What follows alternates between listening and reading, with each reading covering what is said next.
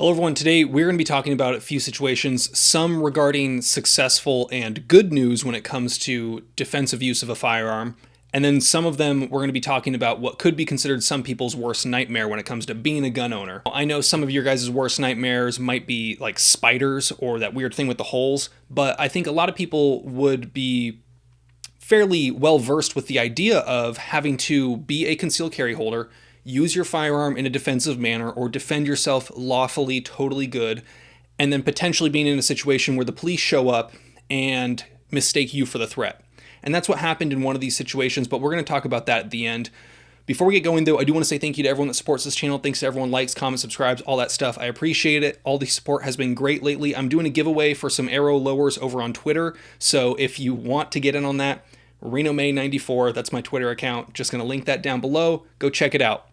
So the first news that we're going to be talking about is a news story from Philadelphia regarding the massive increase in defensive firearm use. Now, this is a pretty interesting one. There's some few points that I wanted to make, and I think it just gives a good showing into how this sort of use of a firearm defensively is typically portrayed by the media, and it's just interesting to see this. As the epidemic continues to surge, there's another trend unfolding.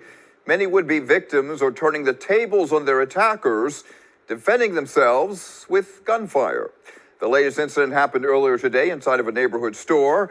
And Action News reporter Annie McCormick is live at police headquarters tonight with more. Okay, first things first, I gotta make a comment about this guy. I've reacted to tons of various news articles, various news anchors. This guy has a very specific style. I don't know what it is, but I really like this guy. Just the way he talks, I think, is particularly interesting, and I just had to comment on that. And Rick, that's right. We've seen a significant increase in the amount of people fighting back against armed robbers and carjackers. In fact, it happened again today. In this case, the suspect was killed. Now, for those of you that live in the state of California or have seen some of my content in the past, we've seen several instances where crime is crime is increasing.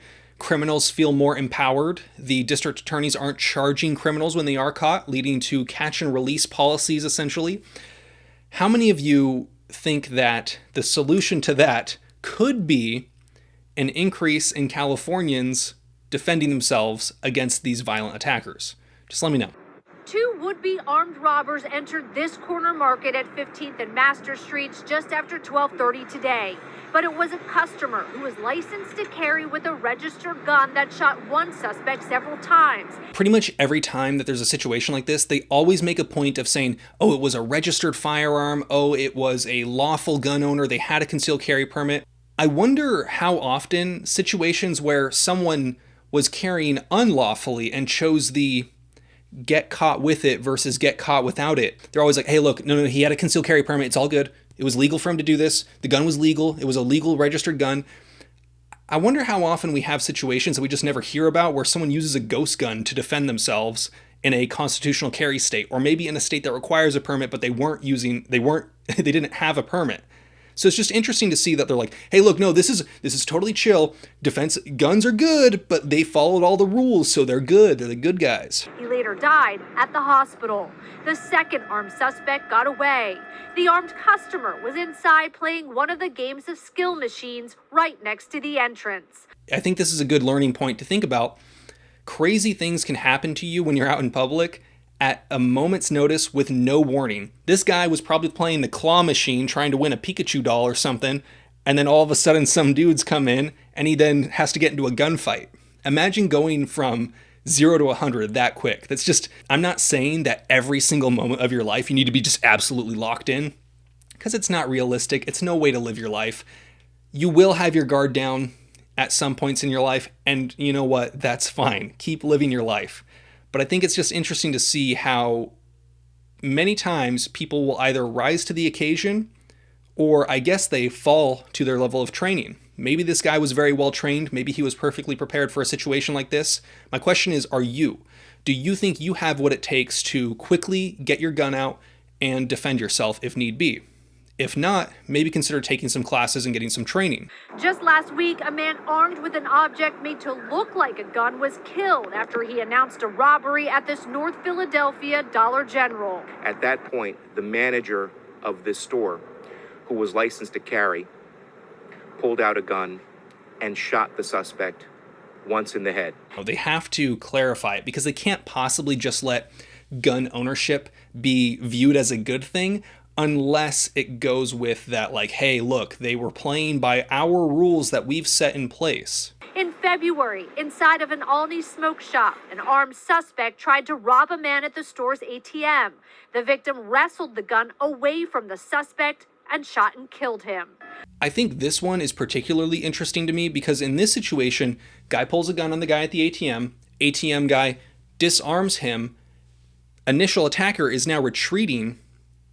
Do you think that it could be argued that you shouldn't have shot them at that point? Now, you never know, they might have another gun on them. Obviously, they were willing to kill you because they pointed a gun at you for your stuff, right? So just something to be mindful of is when someone's retreating, you might not necessarily be allowed to. However, if they pulled a gun on you and they're attacking you, who's to say they don't have another gun? I don't know, just something to think about. Those are just a few cases we have seen so far this year. According to 6ABC's data team, the increase in defensive shootings continues to rise.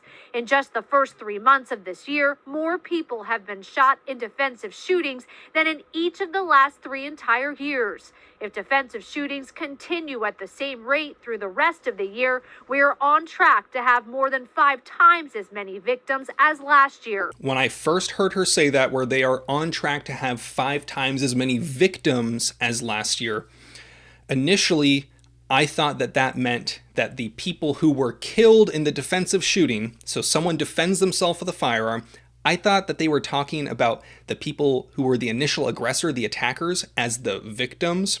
I personally don't view them as victims, but when I read the article to kind of see, because a lot of times with articles where they have news stories that go with it, they basically just have like a transcript in the form of, the article is just like a transcript or seems to be a form of a transcript. They say incidents, so 5 times as many incidents. Now, it's interesting to see that in just the first 3 months of this year, there have been more defensive shootings in Philadelphia than any of the 3 combined years. So 2020, 2021, or 2019, the entire year had fewer defensive shootings than they have had in the first 3 months of 2022. That's crazy. Honestly, I'm not even mad. I think that's good. I think that more people defending themselves discourages criminals from wanting to just go after people and think that they're easy targets. Today, outside of the latest defensive shooting, North Philadelphia residents said they understand the trend. You got to get your license, because if you don't get your license, then you're going to be in the middle of, like, it's your life or death situation. I'm very curious to hear what else this guy had to say, because he seemed to have a very rational idea about it of, hey, get your concealed carry permit so you have the means to protect yourself. And I would have loved to have heard the rest of what he said. But it's interesting that they even showed this in such a positive light of saying, hey, yeah, get strapped or get clapped. It seems like it was actually putting this in a good light. Rick, and police consistently say in these scenarios it's better not to fight back, saying it's not worth your life. And then we end on a good note of reminding the good citizens not to defend yourself, be a victim, do not fight back, do not protect yourself. No. It's not worth their life. If they valued their life, they would not be attacking people. Now, in this next story that we're going to be talking about, we see a bar fight, which essentially revolved into this massive conflict. I'll play the entire video at the end.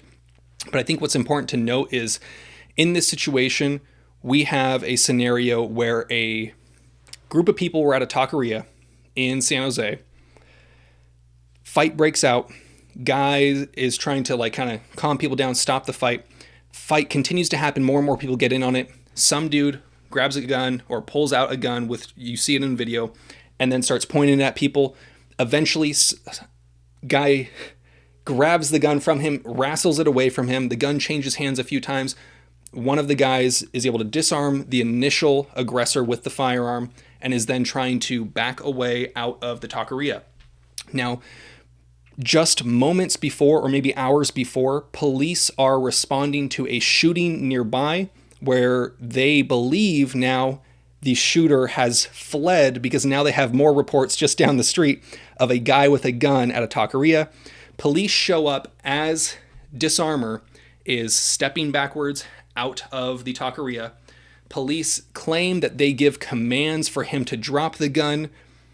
The problem that the person who disarmed it is kind of facing is the people who he disarmed are right in front of him, forcing him out of the room, basically. Guy with the gun turns around after being yelled at by the police with a very short period of time in between being yelled at by police, and is then shot 4 times by one officer. This is a kind of crazy situation. I am typically very, very critical of police. However, I think this is a pretty tough one because this is kind of like worst case scenario. Police are responding to what they believe is an active shooter event at a second scene where potentially someone who had previously killed someone is now at a second location. Police are coming in hot to a gunman situation. Guy is trying to leave a situation after he just disarmed a potential gunman, is stepping backwards out of the building, is given very short period of time to react to the situation because he doesn't know the police have shown up. Police are there, and then police have very little time to understand who this guy is, why he has a gun in his hand pointed up in the air and is then turning around at them. It's going to be interesting to see how all the details play out. I think this is kind of like worst case scenario. I think when we think about concealed carry, you kind of have to think about the fact that if you ever have to use a firearm to defend yourself, you need to be prepared for the eventuality that the police might show up, and they might show up quickly. Maybe they show up and think you're the bad guy. This isn't a new situation. We've seen things like this happen multiple times. Now, I don't really know the solution for this because in a world with as many firearms as there are going to be instances where things like this could happen. Could more police training potentially have stopped this? I don't know. Maybe. Could people having more training with firearms have stopped this? I don't know. Maybe.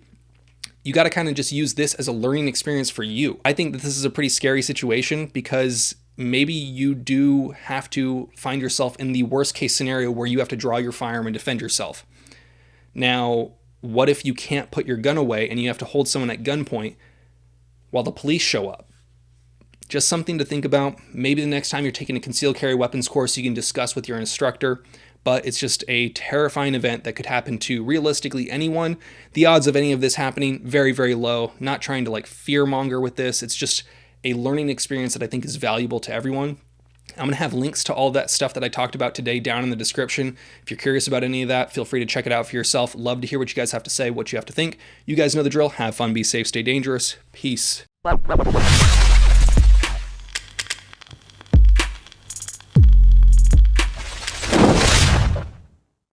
One thing that I did want to note, though, the guy that was able to manhandle the gun away was a physically pretty big guy. He was apparently a football player, so something to consider is, are you physically capable of handling yourself in a situation like that?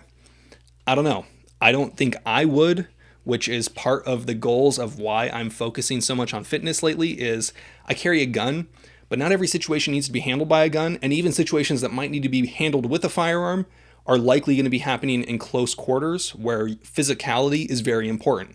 So something to think about, maybe get in the gym, take care of yourself. Peace.